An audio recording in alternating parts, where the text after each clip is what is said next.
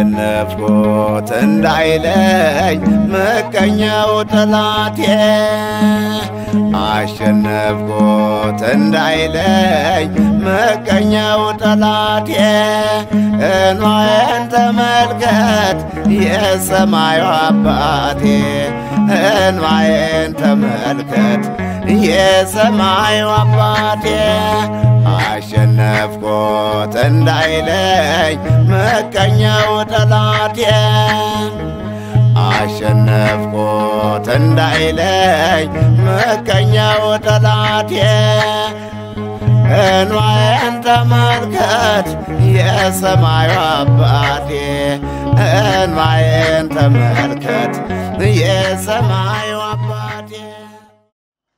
ሁለተኛ ቆሮንቶስ ምዕራፍ 2 ቁጥር 15 16 እና 17 ላይ ጾምና ጣፋጭ አንደበት የንግግርን ቅልጥፍና ያለው የአሕዛብ መምህር ሐዋርያው ቅዱስ ጳውሎስ እንዲህ ይላል።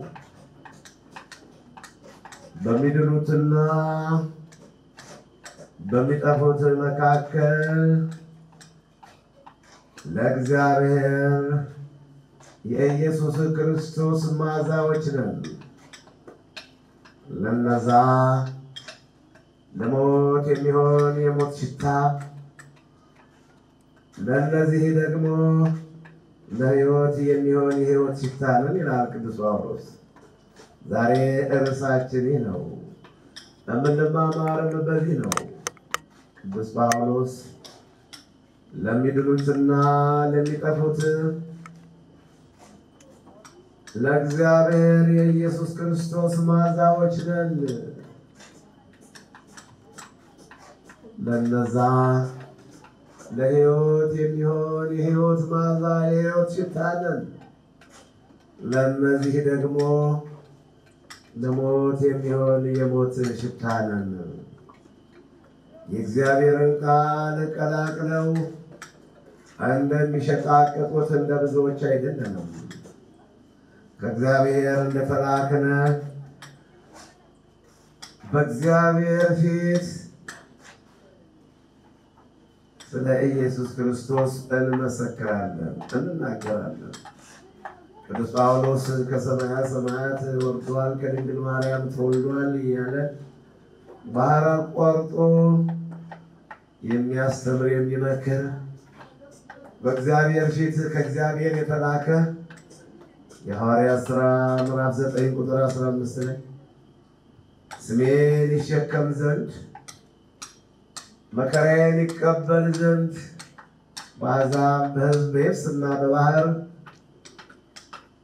መከራን ይቀበል ዘንድ ዙሮ ያስተምር ዘንድ የመረጥኩት ምርጥ ዕቃ ተብሎ የተነገረለት የተጻፈለት ከእግዚአብሔር የተመረጠ በመሆኑ ሐዋርያው ቅዱስ ጳውሎስ ከእግዚአብሔር እንደተመረጥነ ስለ ኢየሱስ ክርስቶስ እናስተምራለን እንጂ የእግዚአብሔርን ቃል ቀላቅለው እንደሚናገሩ እንደ ብዙዎች አይደለንም።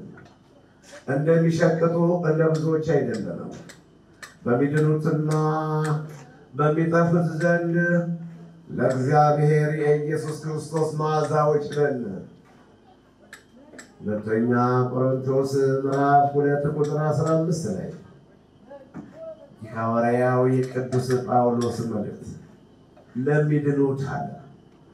በትያጥሮን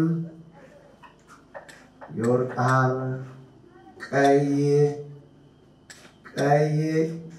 ግምጃ የሸጠች በትያጥሮን የምትኖር ታላቅ ሴት ነበረች። ስሟም ልድያ ይባላል። ቅዱስ ጳውሎስ መንግሥተ ሰማያት ቀርባለችና ንስሐ ግቡ እያለ በወንዝ ዳርና በውሃ ዳር በሰንበት ቀን እየዞረ ሲያስተምር ትኩር ብላ ትመለከተው ነበር። ትኩር ብላ ስትመለከትም የሰማይ አምላክ እግዚአብሔር ልቧን ከፈተላት። ጌቶቼ ሆይ እኔና ቤተሰቦቼ ይህን ቃል ይህን ትምህርት ሰምተን ከተመለስንና ካመንስ ከቤቴ ግቡልኝ ብላ ታገለግላቸው ነበር። ለሚድኑት ለነዛ ለሚድኑት የሕይወት ሽታ ነን። እንደ ልድያ ልባቸው ለተከፈተላቸው እንደ ልድያ ቃሉን ሰምተው ለተመለሱ የሚሰሩትን መልካም ሥራ በማፋጠን በጎ ሥራ ላይ በጎ ሥራ እየጨመሩ ከመልካም ሥራ ላይ መልካም ሥራ እየጨመሩ ለመልካም ሥራ እየቀኑ ጽድቅን ለመፈጸም ሕዝቡን ሰውን ለማገልገል እግዚአብሔርን ለማመስገን ከጥፍራቸው እስከ ጠጉራቸው ራሳቸውን ለእግዚአብሔር መስዋዕት አድርገው ያቀረቡት ለነዛ ለሕይወት የሚሆን የሕይወት ሽታ ነን አለ። ቃሉን ለሚሰሙት ትምህርታችን ለምትቀበሉት ትምህርታችን በሥራ ላይ ለምታውሉት ለነዛ የሕይወት ሽታ ነን። ለእነዚህ ደግሞ የሞት ሽታ ነን ይላል ቅዱስ ጳውሎስ። ለኢየሱስ ክርስቶስ ለእነዚህ ለሞት የሚሆን የሞት ሽታ ነን። የሐዋርያት ሥራ ምዕራፍ 16 ቁጥር 15 እና 16 የተጻፈውን አንብቤያለሁ። የሐዋርያት ሥራ ምዕራፍ 14 ቁጥር 8 እና 9 10 ላይም እንዲህ የሚል ተጽፏልና አሁንም ሐዋርያው ቅዱስ ጳውሎስ እየዞረ ሲያስተምር መንግሥተ ሰማያት ቀርባለችና ንስሐ ግቡ፣ ሕግን ፈጽሙ፣ ታረቁ፣ ተስማሙ፣ ተፋቀሩ፣ ለመልካም ሥራ የቀናችሁ ሁኑ እያለ እየዞረ ሲያስተምር ቅዱስ ጳውሎስ በሚያስተምርበት ጊዜ መራመድ፣ መሄድ፣ መጨበጥና መርገጥ የማይችል አንድ እግሩና እጁ ሽባ የሆነ ሰው ነበር። ትኩር ብሎ ይመለከተው ነበርና ቅዱስ ጳውሎስን ትኩር ብሎ ሲመለከተው በእውነት መዳን የሚፈልግ ሰው መሆኑን አየ። ቅዱስ ጳውሎስ ለሚድኑትና ለሚጠፉት በእግዚአብሔር በኢየሱስ ክርስቶስ በሚድኑትና በሚጠፉት መካከል ለእግዚአብሔር የኢየሱስ ክርስቶስ መዓዛ ነው። ለነዛ ለሕይወት የሚሆን የሕይወት ሽታ፣ ለእነዚህ ደግሞ ለሞት የሚሆን የሞት ሽታ ነው ይላል ቅዱስ ጳውሎስ። እንዲህ ነበር ያለውና አሁንም ያ ሰው ቅዱስ ጳውሎስ በሚያስተምርበት ጊዜ ትኩር ብሎ ከልቡ ይመለከት ነበር። በእውነት ከትኩረቱ የተነሳ ትኩር ብሎ ከማየቱ የተነሳ እጁም እግሩም የሰለለ ሽባ የሆነ ሰው መዳን እንደፈለገ ፍላጎት እንዳለው ጽድቅን እንደሚፈልግ ተመለከተና ቅዱስ ጳውሎስ ጎንበስ ብሎ እጁን ይዞ በማንሳት በናዝሬቱ በኢየሱስ ክርስቶስ ተነሳ አለው። ያ ሽባ የሆነ ያ መራመድ፣ መሄድ፣ መጨበጥና መርገጥ የማይችል ሽባ ሰው እነሆ ሁሉ እየተመለከተው በናዝሬቱ በኢየሱስ ክርስቶስ ስም በሐዋርያው በቅዱስ ጳውሎስ ጸሎትና ልመና ብድግ ብሎ ተነሳ። ዙሪያውን የነበሩ ሰዎችም ተመለክተው በእውነት አማልክት ሰው መስለው በመካከላችን አሉ እስኪሉ እስኪደነቁ ድረስ አማልክት ሰው መስለው በመካከላችን በእኛ መካከል ይገኛል፣ በእኛ መካከል አሉ እስኪሉ እስኪደነቁ ድረስ እንዲህ የእግዚአብሔር ኃይል ይገለጣል። የእግዚአብሔር የአምላካችን ኃይል በሚድኑትና በሚጠፉት መካከል ለእግዚአብሔር የኢየሱስ ክርስቶስ መዓዛ ነን። ለነዛ ለሕይወት የሚሆን የሕይወት መዓዛ። ሽባው ዳነ፣ ድውያን ተፈወሱ፣ ሙታን ተነሱ። ሐዋርያው ቅዱስ ጳውሎስ አሁንም በስብከቱ የሐዋርያት ሥራ ምዕራፍ 19 ከቁጥር 11 ከቁጥር 15 ከቁጥር 20 ላይ እንዲህ የሚል ተጽፏልና ቅዱስ ጳውሎስ እየዞረ ሲያስተምር በልብሱ ዘርፍ ሰዎች ይፈወሱ ነበር።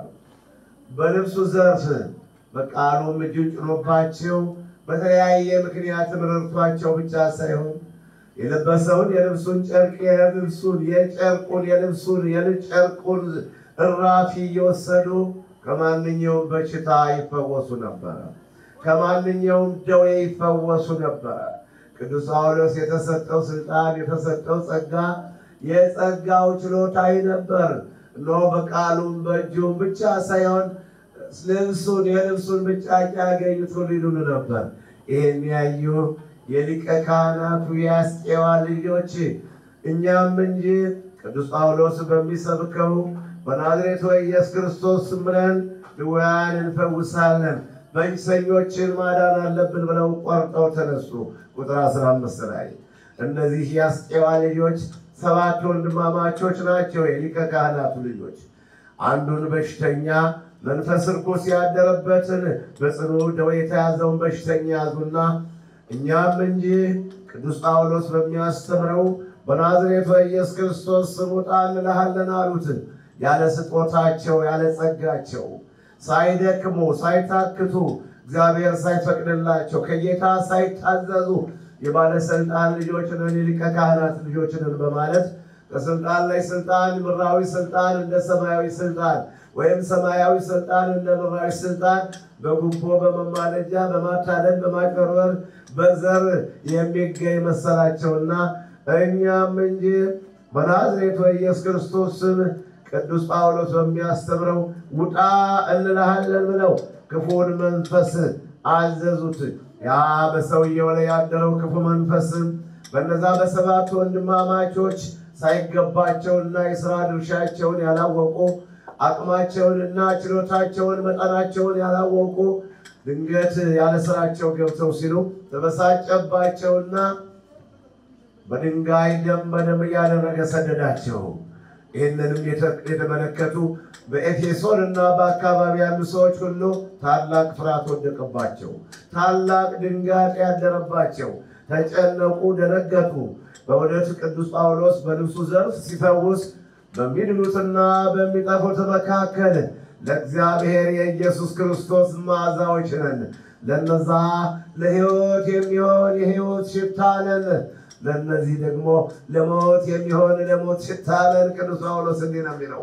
ስለዚህ እነዚህ የአስቄዋ ልጆች አሁንም ደም በደም አድርጎ 7 ወንድማማቾች ሲሰዳቸው በኤፌሶን ያሉ ሰዎች ሁሉ ደነገጡ፣ ተጨነቁ።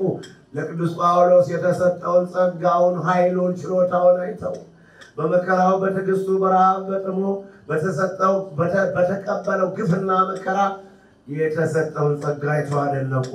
ለነዛ ለአስቄዋ ልጆች ደግሞ የደረሰባቸውን ችግርና ሳይገባቸው ያለ ስራቸው ገብተው ባደረጉትና በደረሰባቸው ፈተና ተደንቀው የኤፌሶንና የአካባቢው ሰዎች ታላቅ ፍርሃት ወደቀባቸው ይላል። እንግዲህ በእውነት ደንግጦ መመለስን መታደል ነው። አሁንም የምንመለከተው የማይደነግጡ ብዙ ፈተና ብዙ የእግዚአብሔርን ድንቅ ስራ እያዩ የማይመለሱ የማይታገሱ ሰዎች በማየታችን ነው። የኤፌሶን ሰዎች ፍርሃት አደረባቸው።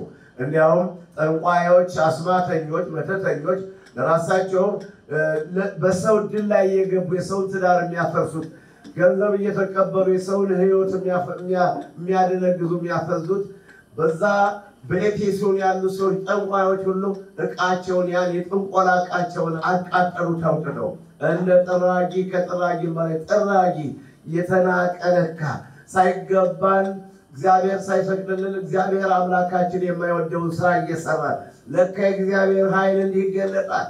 ሐዋርያት በእውነት ጨክነው በማገልገላቸው እንዲህ ሰው በማየት ብቻ ይመለስ ነበር።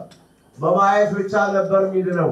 ለሚድኑት በእውነት የሕይወት ሽታ፣ ለሚሞቱት ደግሞ የሞት ሽታ አድርጎ እግዚአብሔር በፍጥረቱ ሁሉ ላይ የመንጋው ጠባቂ አድርጎ የመረጣቸው ሐዋርያት፣ የመንጋው ጠባቂ አድርጎ የመረጣቸው ብፁዓን አባቶች፣ የመንጋው ጠባቂ አድርጎ የመረጣቸው ክቡራን አባቶች፣ ጻድቃን ፍርክታ ለፍርክታ ዋሻ ለዋሻ ገደል ለገደል የሚንከራተቱ ከዓለም ተለይተው ግፍና መከራን የሚቀበሉ እግዚአብሔር አገልጋዮች እነሆ በሚድኑትና በሚጠፉት መካከል ለእግዚአብሔር የኢየሱስ ክርስቶስ መዓዛ ነን።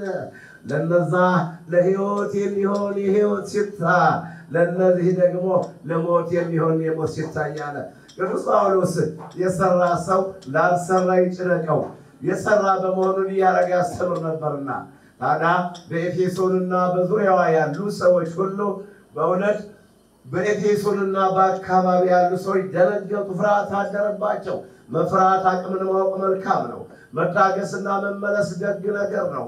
አላበጀውም ማለት ይበጃል። ጥፋትን ማወቅ በሰው ላይ የሚያደርሱትን ግፍና መከራ መተው መልካም ነው። አለማወቅ ያስኮንናል። አለማወቅ ከጥያቄ ነፃ ያወጣል። አለማወቅ ወይም አውቆ አለመመለስ ባውቁ ነው ወይስ ባይሰሙ ነው ተብሎ እንደተጻፈው ለሮሜ ሰዎች ምዕራፍ 10 ከቁጥር 17 እና 18 ላይ በእውነት እስራኤላውያን ባያውቁ ነው በእውነት እስራኤላውያን ባይሰሙ ነው ተብሎ እንደተጻፈው አለማወቅ ወይም ፈጽሞ አለመመለስ አለመታደል ነውና እግዚአብሔር አምላካችን የሚያስተውል አስተዋይ ልቦና ይስጠናል። በሚድኑትና በሚጠፉት መካከል ለእግዚአብሔር የሕይወት የኢየሱስ ክርስቶስ መዓዛ ነው ያለው። ለሚድኑት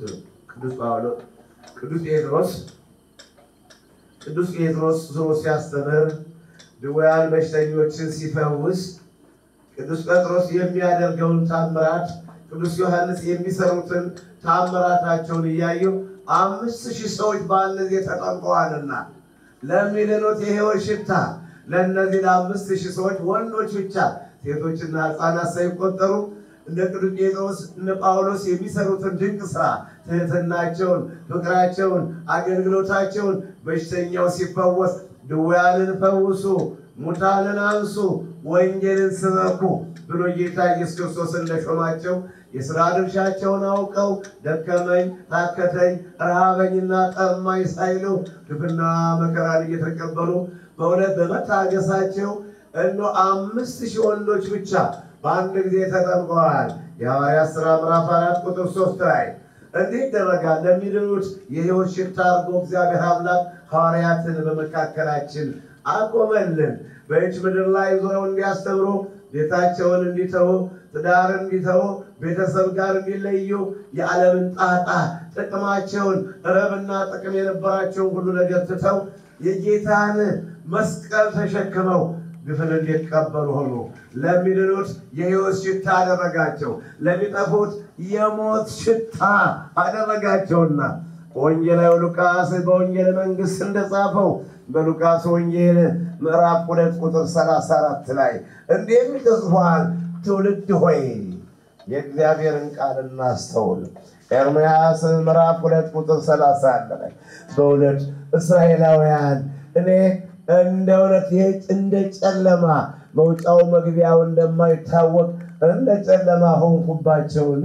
በእውነት እስራኤላውያን እንደ ምድረ በዳ የተተከለበትን እንደማያለመልም የተዘራበትን እንደማያበቅል እንደ ምድረ በዳ ሆንኩባቸውን።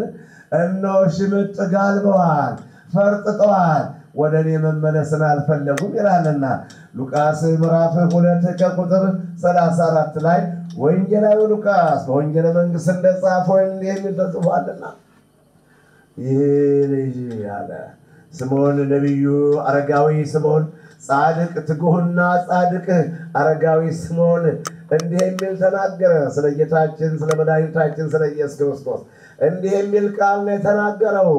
እነሆ ለብዙዎች ለመውደቃቸው ለብዙዎች ደግሞ ለመነሳታቸው ተወለደ።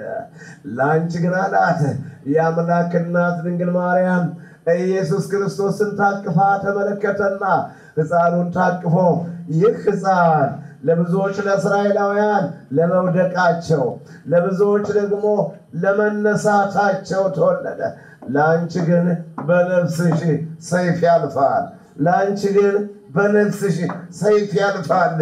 ለብዙዎች ለመውደቃቸው ግፍን የፈጸሙት ኃጢአት የሰሩት ትምህርቱን ሕጉን የተላለፉት ሕጉ ጨለማ የሆነባቸው ደንቆሮችና መስማት ማየት የተሳናቸው እናንተ ዕውሮችና ጻፎች ፈሪሳውያን እያለ ጌታ እንደተናገረው እነሆ ለብዙዎች ለመውደቃቸው ለብዙዎች ለመነሳታቸው ተወለደ።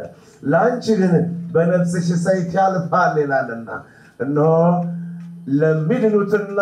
ለሚድኑትና በሚጠፉት መካከል ለእግዚአብሔር የክርስቶስ መዓዛዎች ነን። ለነዛ ለነዛ ለሕይወት የሚሆን የሕይወት ሽታ፣ ለነዚህ ደግሞ ለሞት የሚሆን የሞት ሽታ ነን ይላል ቅዱስ ጳውሎስ። ይህ ሕፃን ለብዙዎች ለመውደቃቸው ለእስራኤላውያን ለጻፎችና ፈሪሳውያን ለሊቃነ ካህናት ይሰቀል ይሰቀል ይሰቀል እያሉ ሽማግሌዎችን ሕዝቡን ላባበሉት ለሊቃነ ካህናት ለመውደቃቸው ለሐዋርያት ቤታቸውን ትተው ሀብታቸውን ቤተሰባቸውን ጥለው ለተከተሉት ለሐዋርያት ደግሞ ለመነሳታቸው የወንጌሉን ቃል ሰምተው ላከበሩ ለነ ኒቆዲሞስ ለነ ዮሴፍ ለነዚህ ለደጋጎች ሁሉ ቃሉን ለሰሙት መንጎቻቸውን ተግተው ሲጠብቁ በተወለደ ጊዜ ጌታ ከመላእክት ጋር አብረው ለዘመሩት ለከብት እረኞች ይህንና ይህን ለመሳሰሉት ሁሉ የሕይወት ሽታ የሕይወት መዓዛ፣ ለክፉዎች ግን የሞት ሽታ ነን እያለ ነው ቅዱስ ጳውሎስ የሚናገረው። የሐዋርያው የቅዱስ ጳውሎስ መልእክት ነው። እንግዲህ ለሚድኑት ይህንና ይህን የመሳሰለ ታሪክ ሰርቶላቸዋል። አሁንም የሐዋርያት ሥራ ምዕራፍ 23 ቁጥር 10 12 እና 14 ላይ ቅዱስ ጳውሎስን ዛሬ ካልገደልነው አንበላም አንጠጣም ብለው ተማማሉ። ጳውሎስን ካልገደልነው አንበላም አንጠጣም ብለው ራሳቸውን ረገሙ ይላልና እንግዲህ ለነዛ ለሕይወት የሚሆን የሕይወት መዓዛ፣ ለነዚህ ደግሞ ለሞት የሚሆን የሞት ሽታ ነን አለ ቅዱስ ጳውሎስ። ጳውሎስን ካልገደልነው አንበላም አንጠጣም። አይሁዳውያን ከ42 ወይም ከ40 በላይ የሚሆኑ ሰዎች ጳውሎስን መግደል አለብን ብለው ወሰኑ። ለነዚህ ለሞት የሚሆን የሞት መዓዛ ነን፣ የሞት ሽታ ነን። በኢየሱስ ክርስቶስ እግዚአብሔር በሰጠን ጸጋ በሰጠን ስልጣን ማዳኑን በናዝሬት በኢየሱስ ክርስቶስ ስም እያልን ሰዎች ይድኑ ዘንድ ሰዎች ይጠቀሙ ዘንድ ሰዎቹ ከደዌያቸው እንዲፈወሱ ሙታን እንዲነሱ ድውያን በሽተኞች እንዲፈወሱ ዕውራን እንዲያዩ እግዚአብሔር ለሐዋርያት የሰጣቸው ስልጣንና ጸጋ ነው። እንደዚህ ትውልድ ሆይ እናስተውል። እግዚአብሔር ለአባቶች የሰጣቸው ጸጋ እንደ ሁለት ሰይፉ ሁለት አፎት ያለው ነው። ሁለት አፍ ያለው ሰይፍ ነው። ያድኑበታል። የማዳን ሽታ አለው። እንደገና ደግሞ ለሚድኑት የሕይወት ሽታ ናቸው። ለሚጠፉት ደግሞ የሞት ሽታ ናቸው። ያገለገለ ያከበረ ሕግን የጠበቀ በቃላቸው ከደዌው ይፈወሳል፣ ከበሽታው ይፈወሳል። መከራው የከበደው ይቀልለታል፣ መከራውና ጭንቁ ይወገድለታል። ክፉዎች ደግሞ ይቀጡበታል። ይሄ ነው እግዚአብሔር ወዳጆቹን በምድር ላይ ያስቀመጠው እንዲህ ዝም ብሎ አይደለምና ይትግሰሱ መሲሐኔ ይላል መዝሙር 104 ከቁጥር 14 ላይ ነቢያቶችን አትዳሷቸው፣ ነቢያቶችን አትንኩብኝ፣ በነቢያቶች ላይ ክፉ ነገር አታስቡ፣ በነቢያቶች በሐዋርያት በጻድቃን በቅዱሳን ላይ ክፉ ነገር አታድርጉ። እነሱን ከነካችኋቸው በሀገር ላይ ረሃብን፣ በሽታን፣ ችግርን፣ መቅሰፍትንና መከራን እልካለሁ ይላልና። ስለዚህ ነው መዝሙረኛው ዳዊት በመዝሙር 30 ቁጥር 18 ላይ እንዲህ ይላል ቅዱስ ነቢዩ ዳዊት ደግሞ እነሆ በጻድቁ ላይ በትዕቢት በጻድቁ ላይ በልክ በድፍረት የተናገረው አንደበት ድዳ ይሁን። በጻድቃን ላይ በቅዱሳን ላይ በእግዚአብሔር አገልጋዮች በእግዚአብሔር ታዛዦች ዓለም በቃይ ብለው በተከተሉት እንዲህ ባለው ድቅድቅ ጨለማ እንዲህ በሰንሰለታማው ተራራ ለወደቁት ግፍን ለሚቀበሉት በውስጥ ፈተና በውጭ ፈተና በቅርብ ፈተና በሩቅ ፈተና በምናሳድጋቸው ድነው በሚሄዱት ከደዌ በሚፈወሱት ከኤችአይቪ ከካንሰር በሚፈወሱት ድህነታቸውን ባራገፉት ድህነታቸውን ኑሯቸውን በለወጡ ዘንድ ሁሉ ግፍና መከራ እንቀበላለን። እንዲህ ግፍን በሚቀበሉት መከራን በሚቀበሉ ዘንድ በሐሜት በድፍረት በሽንገላ የሚናገረው አንደበት ድዳ ይሁን ያለ ነቢዩ ዳዊት በቅዱሳን ላይ በጻድቃን ላይ ግፍን በሚቀበሉት በእግዚአብሔር አገልጋዮች ላይ በድፍረት የሚናገር አንደበት ድዳ ይሁን ተብሎ ታትሞበታል። መዝሙር 30 ቁጥር 18 ላይ ስለዚህ ነው በሚድኑትና በሚጠፉት መካከል ለእግዚአብሔር የኢየሱስ ክርስቶስ መዓዛዎች ነን ለነዛ ለሕይወት የሚሆን የሕይወት ሽታ ለነዚህ ደግሞ ለሞት የሚሆን የሞት ሽታ ነን አለ። እምደጋግመው እርሱ ደስ ስላለኝ ነው። እርሱ ያስደስታል። እርሱ ብቻ ያኮራል። ለሚመረምረው በእውነት ቅዱስ ጳውሎስ ለሚድኑትና ለሚጠፉት ለእግዚአብሔር የኢየሱስ ክርስቶስ መዓዛ ለነዛ የሕይወት ለነዚህ የሞት ያገለገሉት የተከተሉት ቃሉን የፈጸሙት እነ ጢሞቴዎስ በረከትን ሲያገኙ ልጄ ጢሞቴዎስ ሆይ ይላል። የምወደውና የማምነው ልጄ ጢሞቴዎስ ሆይ ይለዋልና እየደጋገመ አንደኛ ጢሞቴዎስ ሁለተኛ ጢሞቴዎስ ከአንድ እስከ መጨረሻው አንደኛ ጢሞቴዎስ ባለ 5 ምዕራፍ ሁለተኛ ጢሞቴዎስ ባለ 4 ምዕራፍ አልፎ አልፎ ልጄ ጢሞቴዎስ ሆይ የማምንህ ልጄ ጢሞቴዎስ ሆይ ይለዋልና እማይ ለሞት የሞት ሽታ የሞት መዓዛ ለነዚህ ደግሞ ለሞት የሚሆን የሞት ሽታ የተባለው ሁለተኛ ጢሞቴዎስ ምዕራፍ 4 ቁጥር 7 ላይ 2 ቁጥር 8 እና 9 ላይ ነው ዴማስ አገልጋይ የነበረው ዴማስ ከኔ ጋር ይከተለኝ የነበረው ዴማስ ከኔ ጋር ይወጣ ይወርድ የነበረው ዴማስ ይሄና ለሞዶ ተሰሎንቄን ፈልጎ ጥሎ ይሄዳል። ለሞት የሚሆን የሞት ሽታ ተሰሎንቄን ፈልጎ ጥሎ ይሄደ። ሆዱን ፈልጎ ልብላ ልጠጣ ብሎ ላጊጥ ይመቸኝ ልደሰት ብሎ ሆዱን ፈልጎ ዴማስ ተሰሎንቄን ከተማዋን ፈልጎ ጥሎ ይሄዳል። ይህ ለሞት ለነዚህ በቅርብ ላሉት ለሞት የሚሆን የሞት ሽታ ነው። በቅርብ ያሉት ቅዱስ ጳውሎስን ሲያገለግል ለቅዱስ ጳውሎስ ታማኝ አገልጋይ ሆኖ ደፋ ቀና ሲል የነበረው ተሰሎንቄን ከተማዋን ፈልጎ መብልና መጠጥ ፈልጎ ደረቴ ይቅላ ሰውን ሆዴ ይሙላ ብሎ ጳውሎስን ጥሮት ሄደ። ስለዚህም ቅዱስ ጳውሎስ ተጸጸተ። እነሆ ልጄ ጢሞቴዎስ ሆይ አንተ ወደኔ አንተ ለነዛ ለሕይወት የሚሆን የሕይወት ሽታ እንዳለው ቅዱስ ጳውሎስ ልጄ ጢሞቴዎስ ሆይ አንተ ወደኔና ክረምቱ ሳይገባ ሳልሞት በሞት ሳልለይ በመካከላችን ሌላ ፈተና ሳይፈጠር ወደኔና ዴማስ ይሄን ዓለም ወዶ ጥሎኛል። ይሄን ዓለም ወዶ ተሰሎንቄን ፈልጎ ጥሎኛል። ለሞት የሚሆን የሞት ሽታ የተባለ ነው። ትውልድ ሆይ የእግዚአብሔርን ቃል እናስተውል። ትንቢተ ኤርምያስ ምዕራፍ 2 ቁጥር 31 ላይ እናስተውል።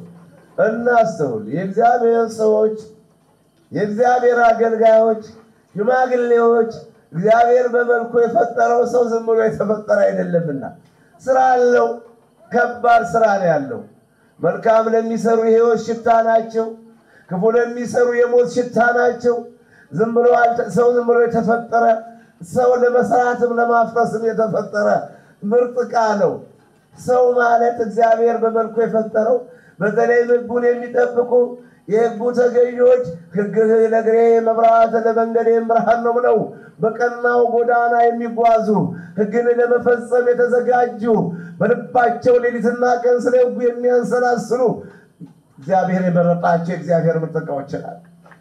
መዝሙር 118 ቁጥር 105 ላይ ሕግህ ለእግሬ መብራት ለመንገዴ ብርሃን ነው ብለው የዚህን ዓለም ዕረብና ጥቅም ጣል አድርገው እንደ ጉድፍ ጣል አድርገው ሕጉን የሚፈጽሙ ሕዝቡን የሚወዱ ሕዝቡን የሚያገለግሉ ፈጣሪያቸውን የሚያመሰግኑ የታደሉ ናቸው፣ እድለኞች ናቸው። በእውነት እነዚህ የሕይወት ሽታ በኢየሱስ ክርስቶስ የሕይወት ሽታ እነሆ ለሚጠፉት ለነዛ የሕይወት ሽታ ነን። ለነዚህ ደግሞ እንደነ ዴማስ ላሉት የሞት ሽታ ነን። እንደነ ዴማስ ከተማ የሚፈልጉት እንደነ ዴማስ ብር የሚፈልጉት እንደነ ዴማስ ቃል ኪዳን የሚያፈርሱት መሐላቸውን የሚጥሱት አላገባብ የሚናገሩት ለአለቃቸው የማይገዙት ሕግንና ትእዛዝን የሚተላለፉት በእውነቱ የሰማይን አምላክ እግዚአብሔርን ሕጉን ጠብቀው የማከብሩት ለሞት የተፈጠሩ የሞት ሽታ ለሞት እያለ ነው ቅዱስ ጳውሎስ የሚያብራራው። ሁለተኛ ነገሥት ምዕራፍ 5 ከቁጥር 20 እስከ 27 ድረስ እናነብላችኋለንና አሁንም ገያዝ የተባለ የኤልሳ አገልጋይ ገያዝ የኤልሳ አገልጋይ ነበረ። የነብዩ የኤልሳ አገልጋይ ነው። ኤልሳን ያገለግል ነበር። ኤልሳ ኤልያስን በማገልገሉ 2 እጥፍ በረከትን አግኝቷል። 2 እጥፍ ዕድልን አግኝቷል። በእውነት የማይሞት የማይቀበር የማይጠፋ የማይቃጠል የማይታጠብ ውሃ የማያጥበው እሳት የማያቃጥለው ዕድል ያገኘ ኤልሳ 12 ጥንድ በሬ ጥሎ ቢከተል ኤልያስን አልተጎዳም፣ ተባረከ፣ ተጠቀመ። ገያዝ ግን ንዕማን ከዳነ በኋላ ከበሽታው ከዳነ ከተፈወሰ በኋላ ንዕማን የሕይወት ሽታ አግኝቶ ከነቢዩ ከኤልሳ በረከትን አግኝቶ ከደዌው ተፈውሶ በሁለተኛ ነገሥት ምዕራፍ 5 ቁጥር 10 ላይ 7 ጊዜ በዮርዳኖስ ውሃ ብቅ በላለው ኤልሳ ንዕማንም ለጊዜው እንኳን እንዴት እጁን ጭኖ የአምላኩን ስም ጠርቶ ያድኖኛል አልሁ እንጂ እንዴት የውሃ ምን አለኝ በአገሬ በደማስቆ አባናና ፋርፋ የሚባሉ ታላላቅ ውሃዎች አሉ አይደለም? እንዴት በዮርዳኖስ ውሃ ግባ ይለኛል ብሎ ለጊዜው እንኳን ወደ ኋላ ቢያፈገፍግ ተከታዮቹ መልካም አማካሪ መልካም ነውና ጌታ ሆይ ታዲያ ነቢዩ ሌላ አስከባድ ነገር ቢያሸክም ቢጭንህ ሌላ አስከባድ ነገር ቢያዝዝህ ምን ይገዳል? ከታላቅ ሰው መታዘዝ ትውልድ ሆይ እናስተውል። ታላቅን ሰው መታዘዝ ይጠቅማል እንጂ አይጎዳም። ለታላቅ ሰው ሕግን መፈጸም ይጠቅማል እንጂ አይጎዳም። በራስ ፍላጎት ቢምዘገዘጉት መጨረሻው ጥፋት ነው፣ የትም አይደረስም። እኛም ደግሞ እግዚአብሔር አምላካችን እናምናለን። በአምላካችን በሰራዊት ጌታ እንታመናለን። በስጋ የምንመካበት ባይኖርም በስጋ የምንታመንበት ነገር ባይኖርም የሰማይን አምላክ ተስፋ አድርገን እንኖራለንና ስሙን እየጠራን ብዙ መከራዎች አልፈዋል። ስሙን እየጠራን ብዙ ፈተናዎች አልፈዋል።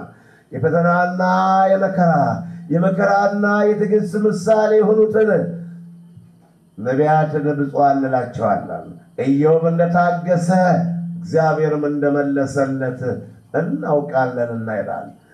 ያዕቆብ ምዕራፍ 5 ቁጥር 10 ላይ የመከራና የትዕግስት ምሳሌ ብዙ መከራ በላያችን አልፏል። ስሙን እየጠራንም ከመከራ ድነናል። ስሙን በመጥራትም ፈተናው በላያችን አልፏል። በፈተና የሚጸና የተባረከ ነው ይላል። አሁንም ያዕቆብ ምዕራፍ 1 ቁጥር 12 እና 13 ላይ መከራውን ፈተናውን በታገሰ ጊዜ ከዛ በኋላ የሕይወት አክሊል የክብር አክሊል ይቀዳጃልና በመከራ የሚጸና በፈተና የሚጸና የተባረከ ነው። እስከ ሞት ድረስ የታመንክ ሆን የሕይወት አክሊል አቀዳጅሃለሁ። ራዕየ ዮሐንስ ምዕራፍ 2 ቁጥር 10 ላይ ትዕግስታችን እስከ ሞት ድረስ ነው። የምንታገሰው የምንጸናው እስከ ሞት ድረስ ነው። ለመታገሳችን ቀጠሮና ጊዜና ሰዓት ወይም ቦታ አይወስነው። ለመታገሳችን ትላንትም ታግሰን ከዚህ ደርሰናል። ዛሬም እንታገሳለን። ወደፊትም እስከ መቃብር ድረስ በመታገስ ነው የምንዘልቀው። ከዚህ በኋላ ወደ ኋላ ማፈግፈግ ከክርስቶስ ፍቅር የሚለየን የለም። ሮሜ ምዕራፍ 8 ቁጥር 35 ላይ ከክርስቶስ ፍቅር የሚለየን የለም። ረሃብ ነውን? ጎራዴ ነውን? ስደት ነውን? ሰይፍ ነውን? ትናንት የነበሩት ዛሬ ያሉት ነገ የሚቀጥሉት ናቸው ነውን? ከሰማይ ወይም ከምድር ከክርስቶስ ፍቅር የሚለየን የለም። ትዕግስታችን ይሄን ነው የሚያስፈልገው። ታዲያ ገያዝ አልታት ንዕማን ሂድና በዮርዳኖስ ወንዝ 7 ጊዜ ብቅ ጥልቅ በል አለው። ለጊዜው አይሆንም ቢልም ተመለሰና 7 ጊዜ በዮርዳኖስ ውሃ ብቅ ጥልቅ አለ። ለነዛ ለሕይወት የሚሆን የሕይወት ሽታ ነን፣ ለነዚህ ደግሞ ለሞት የሚሆን የሞት ሽታ ነን አለ። ንዕማን በዮርዳኖስ 7 ጊዜ ብቅ ጥልቅ በማለቱ ከልጅነት ጀምሮ የያዘው የለምጽ በሽታ እነሆ ዕለት እንደተወለደ ሕፃን እስኪሆን ድረስ በሽታው ርቆለታል። ከበሽታው ተፈውሷል። ከበሽታው ድኗል። ይህንን የተመለከተ ገያዝ ግን በበቅሎና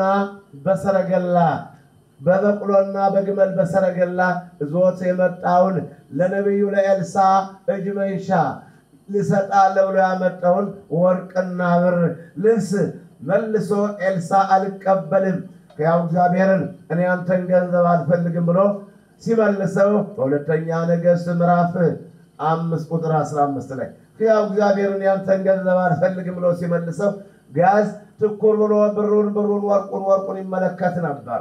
ለሞት የሚሆን የሞት ሽታ ከታላቁ ነቢይ ከኤልሳዕ ጋር ሆኖ አልታደለም። ብቃትን፣ ክብርን፣ መንፈሳዊ ሀብትን አልፈለገም። ጋዝ እንዲህ አይነት ብዙ ሰዎች ስላሉ ትምህርታችን መርጠነዋል።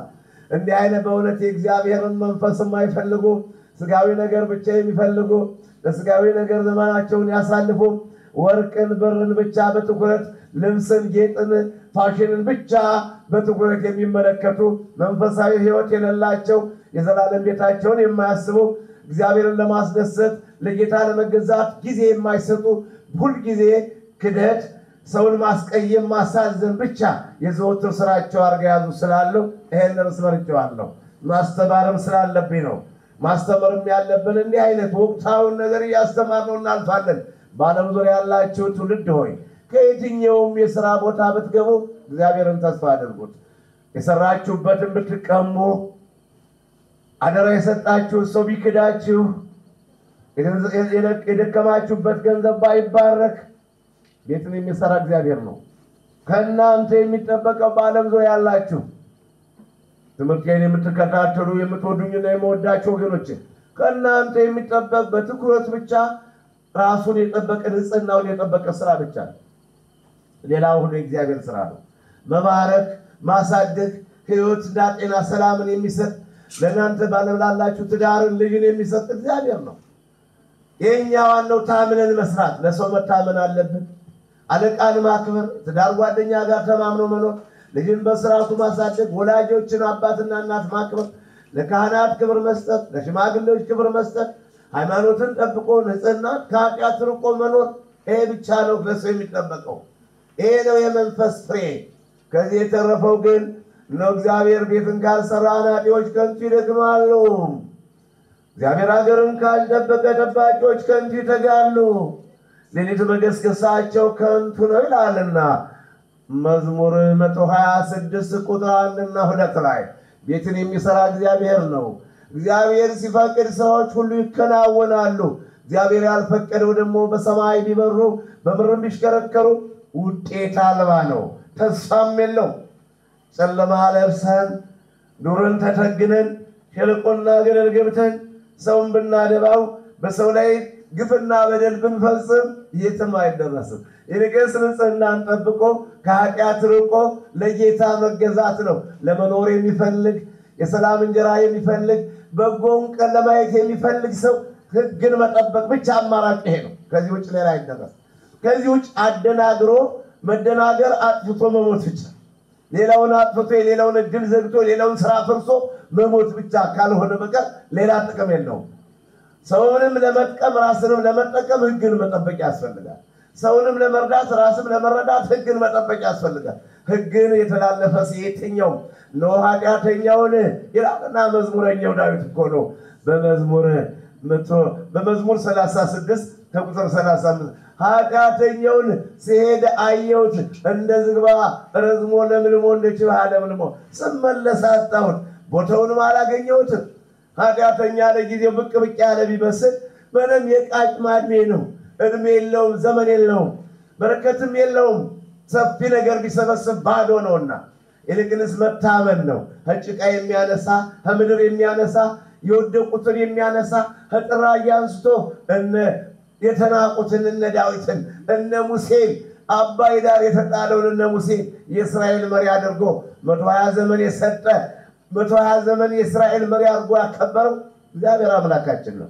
አንጠረጥረውምና አሁንም በሚድኑትና በሚጠፉት መካከል ለእግዚአብሔር የኢየሱስ ክርስቶስ መዓዛዎች ነን። ለነዛ ለሕይወት የሚሆን የሕይወት ሽታ ነን፣ ለነዚህ ደግሞ ለሞት የሚሆን የሞት ሽታ ነን ይላል ቅዱስ ጳውሎስ። ቅዱስ ጳውሎስ የተመረጠው ቅዱስ ጳውሎስ ይህን ተናግሯል።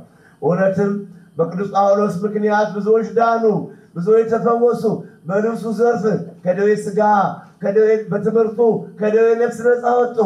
ብዙ የተደናገራቸው ግራ የገባቸው የመዳን ተስፋ የቆረጡ እጃቸው እግራቸው አይናቸው አካላቸውን ያጡ ብዙ በሽተኞች በቅዱስ ጳውሎስ ጸሎት በቅዱስ ጳውሎስ አማላጅነት ድነዋል። ደግሞ በቅዱስ ጳውሎስን በማስቀየማቸው በማሳዘናቸው ቅዱሳንን በማሳዘናቸው ብዙ ፍዳና መከራ የተቀበሉ ብዙዎች አሉና በሁለተኛ ነገሥት ምዕራፍ 5 ከቁጥር 10 ከቁጥር 15 ከቁጥር 20 ከቁጥር 27 እያለፉ ማነብላችሁ። አሁን ንዕማን ከበሽታው ተፈውሷል። ይሄው ሽታ ጋዝ ደግሞ የሞት ሽታ ያንን ኤልሳ አልፈልግም አልቀበልም ብሎ የሰደደውን ብር ለማግኘት እየተንደረደረ ቁልቁለቱን ወረደ። ያን ጊዜ ዞር ብሎ ንዕማን ቢመለከት የኤልሳ አገልጋይ ይከተለው ነበር። ደነገጠና ምነው ሁሉ ሰላም ነው ወይ? አካባቢው አገሩ ሁሉ ከወጣው ከተለያየ ነው ደህና ነው ወይ? አለ። ደነገጠና ተሰናብቶ ከሄደ በኋላ ሲከተለው አይቶ አዎ ጌታ ሆይ ደህና ነን፣ ነገር ግን የነቢያት ልጆች ድንገት ከተራራማው ሀገር መጥተዋል። የሚለብሱት ልብስም አላገኙም፣ ልብስ የላቸውም፣ ልብስ አልነበራቸውም፣ የሚመገቡት ምግብም የለም። የነቢያት ልጆች ራቁታቸው ናቸው አለ። ውሸቱን ዴማስ ጋዝ ውሸቱን ተናገረ። ጋዝ ውሸቱን በዛ በሶርያው መስፍን ፊት ቆሞ ተናገረ። ያን ጊዜ አንድ ስጠይ ሲለው ደርቦ ሁለት አርጎ ሰጠው። ድሮንም ያመጣው ለሱ ነበር፣ ለኤልሳ ነበር ያመጣውና ያን ጊዜ ጋዝ ያንን ያዘና ካንዱ ዋሻ ደበቀው። ወስዶ ካንዱ ዋሻ ደበቀው። ሄዶም ከኤልሳ ፊት ቀረበ።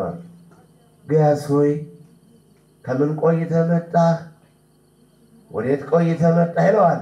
እንዳላያይቶ እንዳልሰማ ሰምቶ በመንፈስ ቅዱስ አብሮት ይጓዝ ነበር። ኤልሳ ነብዩ የሚሰወረው ነገር የለምና። ታዲያ እንግዲህ ጋዝ ደነገጠና ያው እግዚአብሔርን እንደው ካንተ ፈቀቅ አላልሁም፣ ከዚህው ከግቢም አልወጣሁም አለ። ውሸቱን መጀመሪያ የማይቀበለውን ተቀበለ። አልቀበልም ብሎ የሰደደውን ነገር ገንዘብ ፈልጎ ሳስቶና ጎምጅቶ ሄዶ ተቀበለው። በኋላ ደግሞ ካደ። ብዙዎች ሰዎች ኃጢአት ሰርተው ይክዳሉ። ቀምተው አልቀማሁም፣ ክደው ሰርቀው አልሰረኩም ይላሉ። እውነቱን በመናገር ደግሞ ጽድቅ ይገኛልና እውነትን በመናገር ኃጢአትን በመናዘዝ እግዚአብሔር አምላክ ኃጢአትን ነው እንጂ የማይፈልግ ኃጢአተኞችን አይጠላም። ጋዝ መጀመሪያ ከአባቱ ተደብቆ የአባቱን ትእዛዝ ጥሶ ሄዶ ብር ተቀበለ። ከተቀበለ በኋላ ደግሞ የትም አልሄድኩም ከግቢም አልወጣሁም ብሎ ማለ። ያን ጊዜ ኤልሳዕ ያለ ጋዝ ሆይ ለእውነት የወይኑን ቦታ የስንዴውን ማሳ ብሩንና ወርቁን ትፈልግ ዘንድ ጊዜው ነውን? ጊዜው አልነበረም። አሁን በረከት ማግኛ ትውልድ ሆይ መመረቂያችን ሰዓት በረከት የምናገኝበት ሰዓት ሳያልፍ በረከት የምንቀበልበትን ሰዓት ትታችሁ ገንዘብ አትፈልጉ። በረከት በማግኘት ፈንታ ገንዘብ የሚጠፋውን ገንዘብ ብል የሚበላውን ልብስ ዝግት የሚያበላሸውን ገንዘብ ስትፈልጉ በረከቱ አለፋችሁ። ያለ በረከት ደግሞ ከብር ከወርቅ ላይ ቢተኙ ጥቅም የለውም። በስንዴው በወይኑ ማሳ ሁሉም ከጎተራው ቢትረፈረፍ ጥቅም የለውም። ኧረ ልብና አድርግ ይሄንን ትምህርት እንከታተለው። ሁላችሁ መጽሐፍ ቅዱስ እናነባለን። ነገር ግን የሚገርመው ጋዝ ሆይ ዴማስ ጋዝ ሆይ ምን ነው ጋዝ? ዛሬ የወይኑን ቦታ መመልከቻው ሰዓቱ ነው ላንተ። ከዛ የስንዴውን ማሳ መመልከቻው ላንተ ሰዓቱ ነው። የምትመረቅበት ሰዓት ነበር። ዛሬ የምታገለግልበት ሰዓት ነበር። እኔም ኤልያስን አገልግዬ ነው እዚህ የደረስኩ። እኔም 12 ጥማድ በሬ ጥዬ እናቴን አባቴን ቤተሰቤን ጥዬ ነው ለዚህ ክብር የበቃሁት አለ ኤልሳዕ። ማሳዬን ጥዬ ነው እዚህ የደረስኩት። የሰው ማሳ ፈልጌ አይደለም፣ የሰው ብር ፈልጌ አይደለም፣ ለወርቅና ለብር ሳስቼ አይደለም ከዚህ የደረስኩት። ኧረ ትውልድ ሆይ ዛሬ እኛን በክፉም በበጎም ታነሱናላችሁ። እኛ ግን ወደዳችሁም ጠላችሁም እዚህ የደረስነው እኮ መከራ ተቀብለን ነው። እኛ እኮ ግፍ ተቀብለን ነው። ተርበንና ተጠምተን ነው። ሽማግሌዎችን አገልግለን ነው። እንዴ የምንመገበው እንጀራ የንባ እንጀራ ነው። የምንመገበው እንጀራ የደም እንጀራ ነው። ደማችን ፈሶ ነበር በጋሪጣው።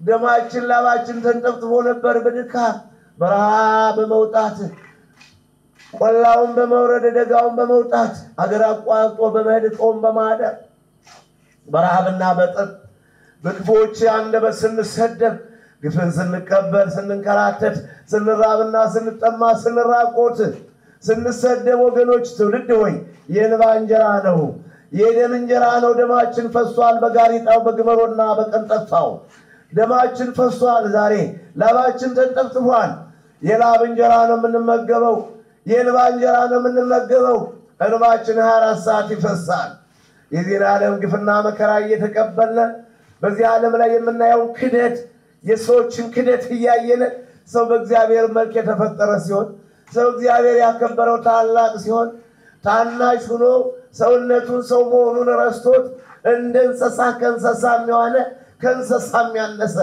ያራዊት ያውሬ እንዳውሬ እንደውሻ እየተናከሰ ስበሳችሁ ስትናከሱ ስበሳችሁ ስትባሉ እንዳትበላሉ እንዳትናከሱ እንዳትጠፋፉ ተጠንቀቁ ይላልና ገላትያ ምዕራፍ 5 ቁጥር 15 ላይ እንዳትጠፋፉ እንዳትናከሱ አደራላችኋለሁ ተጠንቀቁ እንዳትበላሉ ይላልና ቅዱስ ጳውሎስ የሰው ልጅ ሶስት ሲናከስ ያየን የዚህ ዓለምን ግፍ የሚቀበሉትን መከራ የሚያዩትን ያየን እያለቀስን ደረታችን እንባችን በደረታችን ይፈስ ነበር ትኩስ እንባ ይፈሳል ስለዚህ ዛሬ የምታዩት ነገር ሁሉ የእንባ ውጤት ነው ሰዎች በግፍ ቢከሱንም እንግደላችሁ ቢሉንም ቢፈክሩብንም ቢያደቡንም የምንሞትበትን ቀን ቢመክሩም በየመጠጥ ቤቱኛን ቢያነሱንም በበጎም የሚያነሱን ደጋጎች እነሆ ለሕይወት የሕይወት ሽታ በክፉም የሚያነሱን ክፉዎች የሞት ሽታ ነገር ግን መከራ የተነወዝ የደረስ ነው ለዚህም ዓለም ምስክር ነው ያው ሁሉ ፍጥረቱ ሁሉ ምስክር ነኝ እኛን ብዙዎች ያውቁናልና ሩቅ ሀገር ከሰማይ አልወረድንም ወይም ደግሞ ሌላ ሀገር አልመጣንም በዚሁ ባደግን በተወለድንበት ወረዳ ነው ያለነው ሁሉም ያውቃል ይሄ ያለው ሁሉ የሥራ ውጤት የእንባ ውጤት ነው ላባችን ጠብ ያደረግንበት ነው ደማችን ተልተል እያለ የፈሰሰበት ነው ትሞታላችሁ ተብሎ ሞት የቀጠረብን እነሆ የምንሞትን መስል ሕያዋን ነን የተቀጣን ስንሆን አንገደልም ሐዘንተኞች ስንሆን ዘወትር ደስ ይለናል አሳቾች ስንባል እውነተኞች ነን ያልታወቁ ስንባል የታወቅን ነን ድሆች ስንሆን ብዙዎችን ባለጸጎች እናደርጋለን ምንም የሌለን ሲሆን ሁሉም የኛ ነው የሐዋርያው የቅዱስ ጳውሎስ መልእክት ሁለተኛ ቆሮንቶስ ምዕራፍ 6 ቁጥር 8 ላይ ምንም የሌለን ሲሆን ሁሉ የኛ ሆነ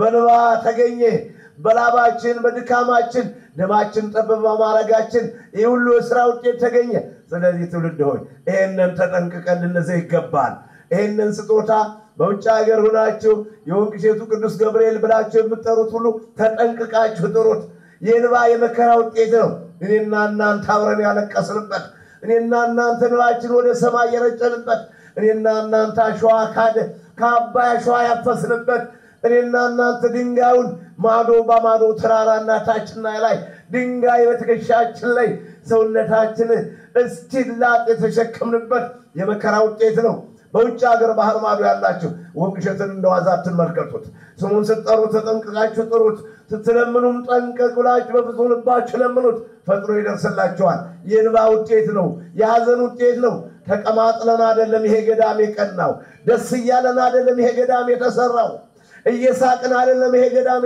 የተሰራው እንዲህ ባለው ጥቅጥቅ ጨለማ ብቻችን አደርነ 3 እና 4 ሙረን ነበር 5 እና 6 ሙረን ነበር የሃይማኖት ጉዳይ ሆነና የታሪክ ጉዳይ ሆነና ግፉን በደስታ ተቀበልነው ግፉን መከራውን በደስታ ተቀበሎቻለሁ ታገስነው ስለዚህ ባህር ማዶ ሆናችሁ ስሙን የምትጠሩት በዙሪያ የሚያላችሁት ስለ ወንቅሸት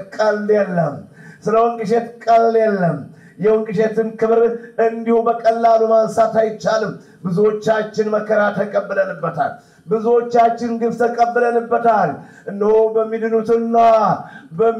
በሚድኑትና በሚጠፉት መካከል ለእግዚአብሔር የኢየሱስ ክርስቶስ መዓዛ ነን ለነዛ ለሕይወት የሚሆን የሕይወት መዓዛ በሩቅ ላሉት ባህር ማዶ ላላችሁት ለሕይወት የሚሆን የሕይወት መዓዛ ለነዚህ ለሞት የሚሆን የሞት ሽታ ያለ ቅዱስ ጳውሎስ የተጻፈው ነው። በሁለተኛ ቆሮንቶስ ምዕራፍ 2 ቁጥር 15 እና 16 17 ላይ የተጻፈው ነው ማነበው። እንግዲህ ወገኖቼ አሁን የተለየ የነበርነው ሁለተኛ ነገሥት ምዕራፍ 5 ከቁጥር 26 ላይ ደርሻለሁ። ገያስ ሆይ ዛሬ የወይኑን ማሳ የስንዴውን ማሳ ዛሬ በጉንና በሬውን ላሙን የምትፈልግበት ወቅት ነውን? እነሆ የንዕማን ለምጽ በአንተና በዘርህ ላይ ይውደቅ አለው። በረከት መቀበያ ሲሆን ወገኖች እንደ ሕፃንነታችን አይዟችሁ ከሽማግሌዎች በረከት እንቀበል፣ እንደ ጎልማሳነታችሁ ከካህናቱ በረከት እንቀበል፣ ከወላጆቻችሁ በረከት ተቀበሉ። በዓለም ዙሪያ ያላችሁ ወገኖቼ ወላጆቻችሁን አክብሩ፣ ሽማግሌዎችን አክብሩ። አክብር ገጸ አረጋዊ ሽማግሌዎችን አክብሩ። ለሽማግሌዎች ተገዙ፣ ለወላጆቻችሁ ታዘዙ፣ ለካህናት ክብር ስጡ፣ ለሰው ክብር ስጡ። ክብር ለሚገባው ክብር ስጡት፣ መፈራት ለሚገባው መፈራት፣ ግብር ለሚገባው ግብር። ቤተክርስቲያናችን ይህን ነው አዋጇ። የቤተክርስቲያናችን ፍቅር ነው፣ ሰላም ነው አዋጇ። ክብር ለሚገባው ክብር ስጡት፣ መፈራት የሚገባውን ፍሩት። ሮሜ ምዕራፍ 13 ቁጥር 7 እና 8 ላይ እንዲህ ቢሆን በረከት እናገኛለን። በመመረቅ ፈንታ መረገም እንዳይሆንብን እነሆ የሕይወት ሽታ ተዘጋጅቶ እየጠበቀን የሞት ሽታ እንዳይሆንብን፣ የሞት ፍርድ እንዳይፈረድብን፣ እድሜያችን እንዳያጥር፣ በረከታችን እንዳይነሳብን፣ ባዶ እንዳንሆን፣ በምድር ላይ ተቅበዝብዘን እንዳንቀር አደራ እላችኋለሁ። እልከኛው ትውልድ ተመለስ፣ ጠማማና ውልገድጋዳ ያልታመነ ትውልድ ይላል መዝሙር 77 ቁጥር 7 ላይ። ጠማማ ትውልድ ያልታመነ ትውልድ ይላልና ዘዳግም ምዕራፍ 32 ቁጥር 7 ቁጥር 20 ላይም ተጽፏል። ነው ጠማማ ትውልድ ያልታመነ ትውልድ ነው። አምላክ ባልሆነው አስቆጡኝ፣ የማይገባ ስራ ሰሩ፣ መሆን የማይገባውን አደረጉ። አምላክ ባልሆነው አስቆጡኝ፣ እኔም ሕዝብ ባልሆነው አስቆጣቸዋለሁ። አምላክ ባልሆነው አስቀኑኝ፣ እኔም በማይገባ ነገር አስቀናቸዋለሁ ይላልና ዘዳግም ምዕራፍ 32 ቁጥር 20 ላይ ጠማማ ትውልድ ያልታመነ ትውልድ ልቡን ለእግዚአብሔር ያላስረከበ ያልሰጠ ትውልድ ይለዋል። እንዲህ ስለሆነ ትውልድ ሆይ አደራዬ ጥብቅ ነው። መቼም ውሎ አበል አልቀበላችሁ ስጡኝ አልልም፣ ደሞዝ አሰጡኝ፣ እኔው በነፃ ለማገለግላችሁ የሚጠቅማችሁ ስለሆነ እጮሃለሁ። ለሹመት ብየው ቢሆን ኑሮ ውሎ አበል ለመቀበል ደሞዝ ለማግኘት ቢሆን ኑሮ ሊበላ ነው ሊለብስበት ሊበላበት ትሉ ነበር። እነሆ በሰዓቷ ብቅ እያልሁ ማስተላለፈው መልእክቴን ባህር ማዶ ላላችሁ የምትሳለሙበት ቤተክርስቲያን የሚያሳልማችሁ የሚባርካችሁ ካህን ለሌሉት ወገኖቼ እንዲሁ በገጠሩ ዓለም ምንም ስለ ክርስትናችሁ ሳታውቁ ተሰደዳችሁ እንደገና ከስደት ደግሞ አሁንም ነፃነት አጣችሁ ተዘግታችሁ ለምትውሉት ትምህርቴን አስተላልፋለሁ። በረከቱ እንዳያልፋችሁ አሁን ባካችሁ በሚገባ ከሆነ ጥሩ፣ ባገባቡ ከሆነ ማሳውንም ፈልጉ ጥሩ፣ ብሩንም ፈልጉ አከማችሁ ጥሩ። ያላገባብ ግን ይሄ በእውነቱ ግያዝ በረከት የሚያገኝበት ሰዓት ነበር፣ የሚመረቅበት ሰዓት ነበር። እነሆ የወይን ቦታ አያስፈልገው፣ የስንዴ ቦታ በዛን ሰዓት አያስፈልገው፣ ብርና ወርቅ መሰብሰብ በዛን ሰዓት አያስፈልገው። መመረቅ የሚገባው ሰው ነው መረገምን የፈለገ። ግያዝ ሆይ እነሆ የንዕማን ለምጽ በአንተና በዘርህ ላይ ይጣበቃ ነው። ያን ጊዜ ሰውነቱ ከጥፍሩ እስከ ጠጉር ሁሉ ለምጽ ሆኖ ከኤልሳ ወጣ። እንዲሆናችሁ እንዳትወጡ ነው የምመክራችሁ። እንዲሆናችሁ ከእግዚአብሔር ቤት እንዳትወጡ፣ ከእግዚአብሔር ከክብሩ እንዳትለዩ፣ ከፍቅሩ እንዳትለዩ፣ ወርቅና ብር ብላችሁ በራችሁ እንዳታልቁ፣ ብል የሚያበላሸውን ልብስ ፈልጋችሁ ክብራችሁ እንዳይቀነስ ይህንን ርዕስ መርጬላችኋለሁ። በሚድኑትና በሚጠፉት መካከል ለእግዚአብሔር የኢየሱስ ክርስቶስ መዓዛዎች ነን። ለነዛ ለሕይወት የሚሆን የሕይወት ሽታ፣ ለእነዚህ ደግሞ ለሞት የሚሆን የሞት ሽታ ነን ይላል ቅዱስ ጳውሎስ። እንዲህ እያለ ነው የሚጽፈው የሚያስተምረው። እንግዲህ ሁለተኛ ነገሥት ምዕራፍ 5 ከቁጥር 20 እስከ 27 ነው ያነበብኩት።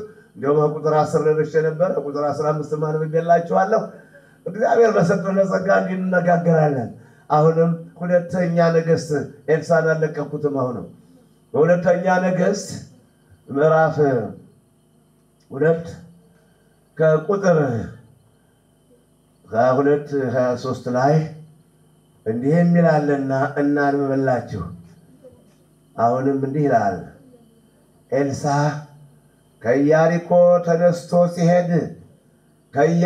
ተነስቶ ሲገሰግስ ወደ ቤቴል ሲገሰግስ በቤቴል የነበሩ ህፃናቶች ተሰብስበው ከ40 በላይ ይሆናሉ ህፃናቱ የተሰብስበው አንተ መላጣ አውጣ እነሆ ትውልድ ሆይ የእግዚአብሔርን ቃል እናስተውል ኤርምያስ ምዕራፍ 2 ቁጥር 31 ላይ ኧረ ተው ወገኖች አንሰዳደር አንረጋገም እንከባበር እንዋደድ እንስማማ አብረን እንስራ አብረን እንብላ ይሄ ነው የሚሻለው መስመር ይሄ ነው አለዛ ግን የትም ቢሆን ያዋጣም ስለማያዋጣ ነው ተጽፎም አላየም ነው የተጻፈ ይሄ ነው እግዚአብሔር አምላካችን ይሰራል አንጠረጥረውም ግፉ ቢበዛብንም መከራው ቢበዛብንም ካሳደግናቸው ከዳኑትም ከተማሩትም ከተፈወሱትም መልካም ነገር ብናጣም እግዚአብሔር ዘወትር መልካም ነገር ያደርግልናል አምላካችን አንጠረጥረውም የማይጠረጠር ጌታ አለንና ጌታ ከኛ ጋር ነው የሚያስጨንቀን የሚያሳጣንም የለም እግዚአብሔር ይጠብቀናል እግዚአብሔር ከክፉ ነገር ሁሉ ይሰውረናል አንተ መላጣ አውጣ ሁለተኛ ነገሥት ምዕራፍ 2 ቁጥር 22-23 ላይ አንተ መላጣ አውጣ ይሉት ነበር ኤልሳዕ መንገድ አቋርጦ ለመሄድ ወይ ግፍ ሲበዛ ለመንገድ አብሉኝ አላለም አጠጡኝ አላለም ጓዝ ተሸከሙልኝ መቋሚያን ተሸከሙ አላለም አልፎ ሲሄድ እግዚአብሔር ለፈጠረው መንገድ ኧረ ትውልድ የሚደርስብንን ግፍ ተመልከቱ ኧረ ትውልድ የሚደርስብንን መከራ ተመልከቱ ይህን እያያችሁ ሃይማኖታችሁን ጠብቁ ይህን እያያችሁ እናንተ የሚገፋችሁ ሳይኖር ነው ራሳችሁን የምትገፉት የሚፈትናችሁ ሳይኖር ነው ራሳችሁን የምትፈትኑት የሚያሳድዳችሁ ሳይኖር ነው ራሳችሁን የምታሳድዱት ብዙዎችም የሥጋ ጉዳይ ነው ያሳደዳችሁ እንዲሁም ደግሞ ከስደት ላይ ስደት የሚፈጥርባችሁ የመንፈስ ሁከት ነው የህሊና ሁከት የውስጣችሁ ሁከት ነው መረጋጋት ማጣት መታገስ ማጣት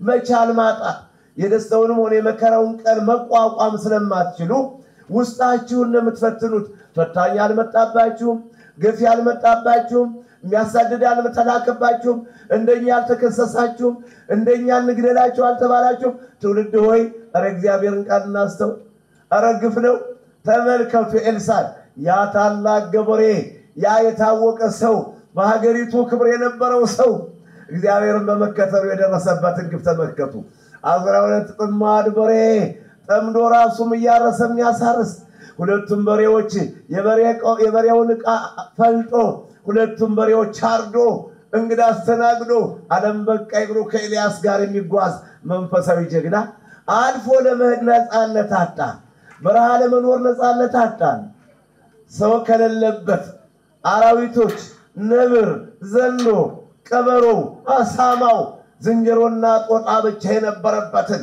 ይሄንን ሰንሰለታማውን ተራራ ጥሰን በመግባት የመኖር ነፃነት አጣን የመኖር መብታችን ተገፈፍነ ስንከሰስ እንውላለን ስንሰደብ እንውላለን የውስጦች ክዱናል የዳሪዎች ከሱናል የውስጦች በክፋት ይመኙናል የዳሪዎች እንግደላችሉናል ኧረ ስንቱ አንተ መላጣ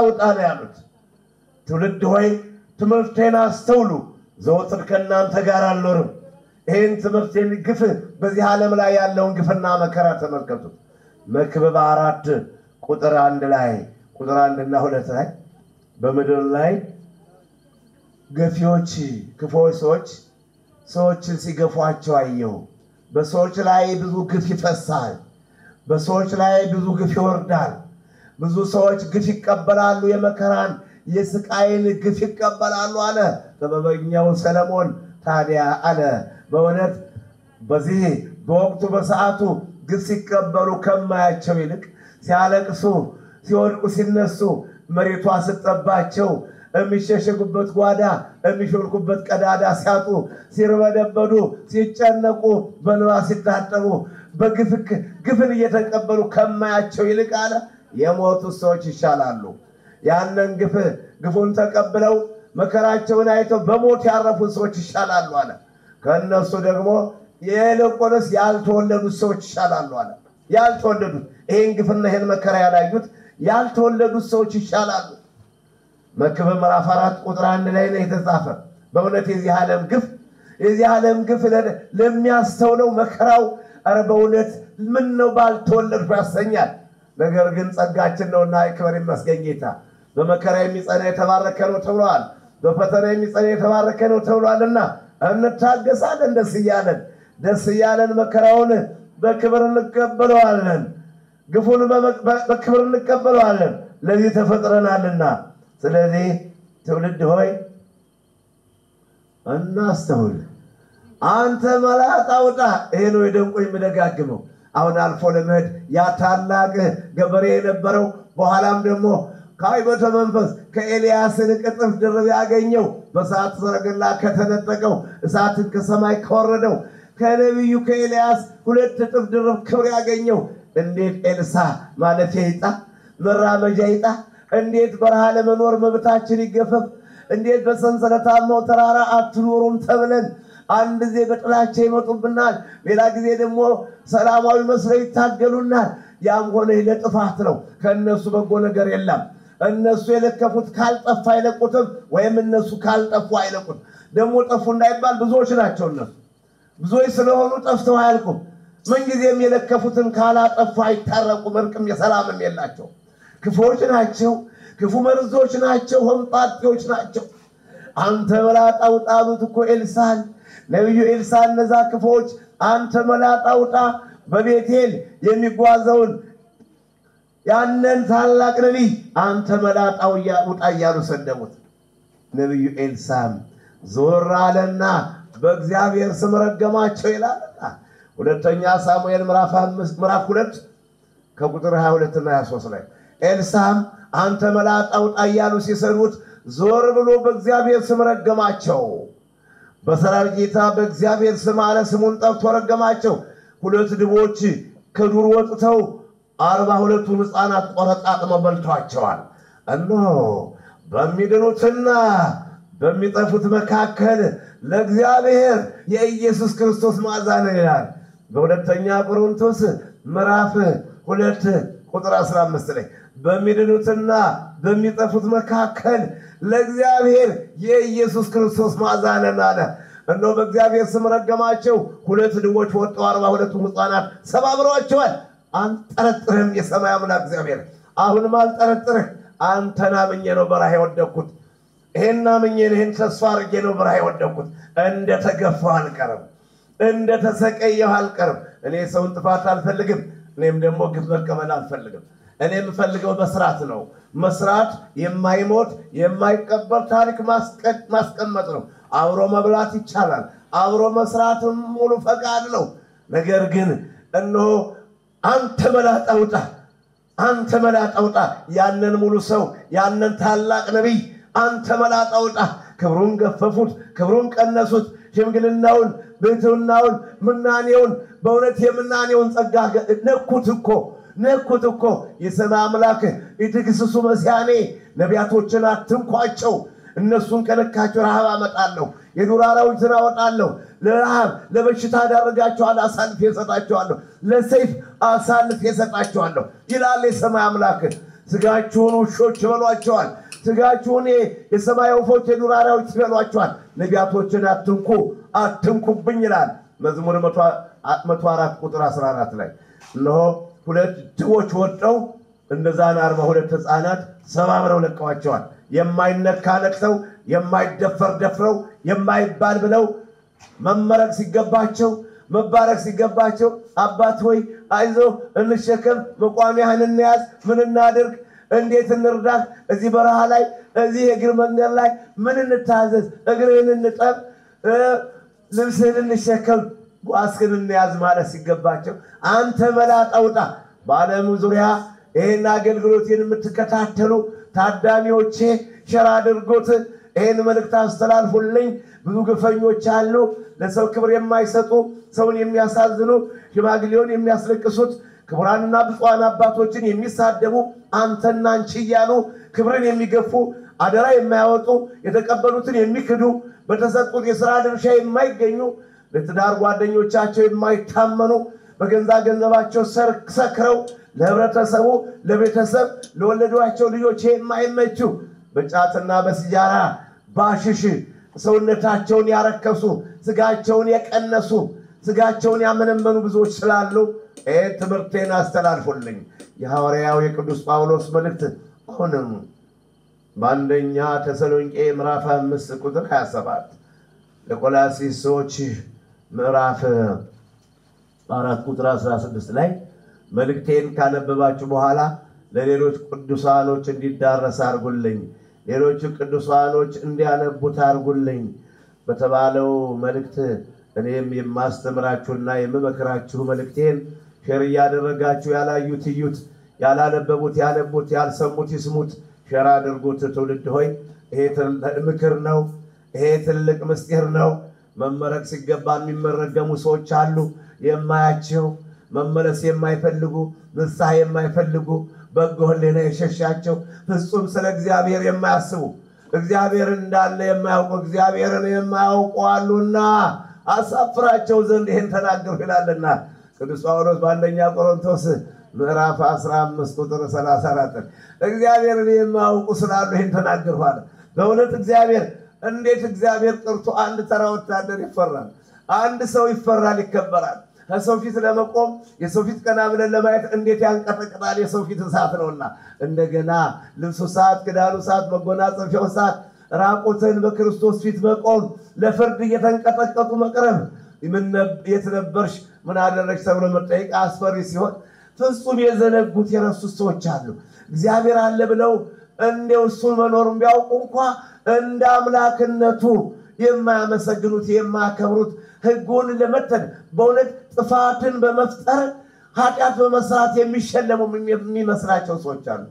በዮሐንስ ወንጌል ምዕራፍ 16 ቁጥር 1 ላይ እናንተን ሲገሏችሁ፣ እናንተን ሲያሳድዱ፣ በእናንተ ላይ ግፍ ሲፈጽሙ፣ እናንተን ሲያሳዝኗችሁ ለእግዚአብሔር ጥሩ መስዋዕት የሰው ወይም እግዚአብሔርን ያገለገሉ የሚመስልበት ዘመን ይመጣል። የሚያሳዝን ጉዳይ ነው። ሮሜ ምዕራፍ 1 ቁጥር 20 ቁጥር 21 22 ቁጥር 28 ላይ ቁጥር 28 ላይ እንዲላልና ቅዱስ ጳውሎስ አሁንም እነሆ እንደ እግዚአብሔርነቱ እግዚአብሔር አምላካችን እያወቁት እንደ እግዚአብሔርነቱ ክብር ስላልሰጡት ለወፎች ለጥጃዎች ስለሰገዱ ለጥጃ ለወርቅ ምስል ለጥጃ ምስል ለፀሐይና ለጨረቃ ለተራራው የአባቴ አምላክ የእናቴ አምላክ እያሉ ለጣዖት ስለተንበረከኩ እግዚአብሔርን ለማይረባ አእምሮ አሳልፎ ሰጣቸው። ሮሜ ምዕራፍ 1 ቁጥር 20 21 22 23 ቁጥር 28 ላይ እግዚአብሔር አምላካችን እንደ አምላክነቱ ክብር ስላልሰጡት እነሆ አንደበት ሁሉ እግዚአብሔርን ያመስግን፣ ጉልበት ሁሉ ለሰማይ አምላክ ለእግዚአብሔር ይንበርከክ ፊልጵስዩስ ምዕራፍ 2 ቁጥር 10 ላይ ተብሎ የተጻፈውን መፈጸም ሲገባቸው ለእግዚአብሔር ክብር ስላልሰጡ እሱም ደግሞ ለማይገባ አእምሮ አሳልፎ ሰጣቸው። አንድያውን የረከሰ ስራ አንድያው ምንም የኃጢአት ይሄን የሚባል ምርጫ ባይኖረው እንደ የረከሰ ስራ አንድያው ለበደል ለኃጢአት አሳልፎ ሰጣቸው። ማሰብ እስኪሳናቸው ድረስ ዕውሮች ዕውርን ቢመራው ተያይዘው ገደል ይገባሉ የተባለ ለዚህ ነው። እንግዲህ አንድያውን ዕውር ተብሎ በዕውር የተሰየሙ አይናቸው አይደለም፣ ጆሮአቸው ድንቁር አይደለም። በማቴዎስ ወንጌል ምዕራፍ 15 ቁጥር 14 ላይ ዕውርን ቢመራው ተያይዘው ገደል ይገባሉ አለ። ይሄን የተባሉት ምንድነው? በአጠቃላይ ማየት በአይናቸው ማየት በጎ ነገር ማየት ትተዋል። በጆሮአቸው በጎ ነገር መስማት ትተዋል። ደንቆሮ ያሰኛቸው ይሄ ነው። ዕውር ያሳላቸው ይሄ ነው። ወገኖች ከዚህ አውጣን፣ ከዚህ ይሰውረን፣ ከዚህ እንደዚህ አይነቱ የአመት ስራ ይለይን። እነሆ የሐዋርያው የቅዱስ ጳውሎስ መልእክት በሁለተኛ ቆሮንቶስ ምዕራፍ 2 ቁጥር 15 ላይ በሚድኑትና በሚጸፉት መካከል ለእግዚአብሔር የኢየሱስ ክርስቶስ ማዛነን ለነዛ ለሕይወት የሚሆን የሕይወት ሽታ ነን አለ። ለነዚህ ለሞት የሚሆን የሞት ሽታ ነን። ያስተማረን የመከረን የገሰጸን አምላክ የተመሰገነ ይሁን። እኔም እንዲሁ እርሱን አውጥቼ ከፊታችሁ ስቆም ምን እናገር ይሆን እያልሁ ደካማውን አንደበቴን ድዳውን አንደበቴን ደካማውን ጉልበቴን አበርትቶ ቃሉን ባፌ ላይ አድርጎ እንዲያናገረኝ ጌታዬን ተማጽኜ ለምኜ ከፊታችሁ ስቆም ሰዓቴን የስብከት የአገልግሎት ሰዓቴን አጠቃልዬ ከዚህ እስክደርስ ድረስ የጠበቀኝ እንድናገር የፈቀደልኝ የሰማይ አምላክ በእውነት ክብር ምስጋና ለሱ ይሁንልኝና የተመሰገነ ይሁንልኝ። ጌታዬ እምናገረው ያላሳጣኝ እነሆ ይህን ትውልድ እንድመክረው አስተምር ምክርና ገስጽ። ሁለተኛ ጢሞቴዎስ ምዕራፍ 4 ቁጥር 2 ላይ በጊዜውም ያለ ጊዜውም አስተምር ምክርና ገስጽ። ክብር ተመስገን ጌታዬ። እንኳን በፊትህ አቁመህ ስለ ስምህ እንድመሰክር እንዳስተምር ፈቀድክልኝ። ትልቁ ስራዬ ነው፣ ማስተማር ነው፣ መምከር ነው፣ ያስተማሩትን በስራ ላይ መፈጸም ነው። ትልቅ ስራ፣ ከስራ በላይ ስራ። እነሆ ጌታዬ እንደ ድህነቴ ያልተውኸኝ፣ እንደ ደካማነቴ ትለው የሞተው ውሻ ነው፣ የተናቀ ሰው ነው፣ ከሰው ሁሉ ያነሰ ነው ብለህ ያልተውኸኝ፣ በሰው ተራ ያዋልኸኝ፣ እዚህ ከታላቁ ዓለም አቀፍ መድረክ ያቆምኸኝ የወንቅሸቱ ቅዱስ ገብርኤል አምላከ ቅዱስ ገብርኤል የአይሰዲቱ ድንግል ማርያም የአምላክ እናት ለአንቺም ክብር ምስጋና ይሁንልኝ እላለሁና እነሆ ለጌታዬ ክብር ምስጋና ይሁንልኝ። እንዲህ ተናግሬ ትምህርቴን በስርዓት ውስጥ ካጠቃለን እምናገረው ያላሳጣኝ አሁንም ብዙ መናገር እየቻልሁኝ እነሆ ጊዜ በመምሸቱ ብቻ ትምህርቴን እንዳጠቃልል የፈቀደልኝ አምላክ የተመሰገነ ይሁን እላለሁ።